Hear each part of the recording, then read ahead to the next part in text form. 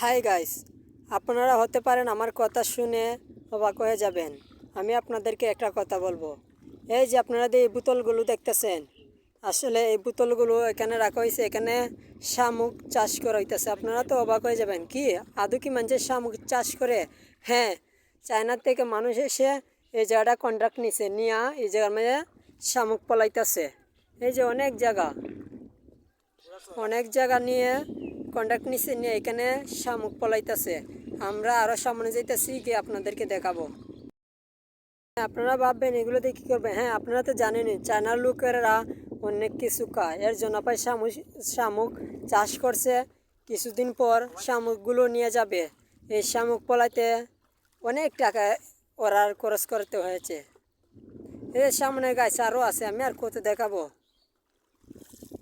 হ্যাঁ ভাই, এখন আমি চলে যাইতেছি। বাই।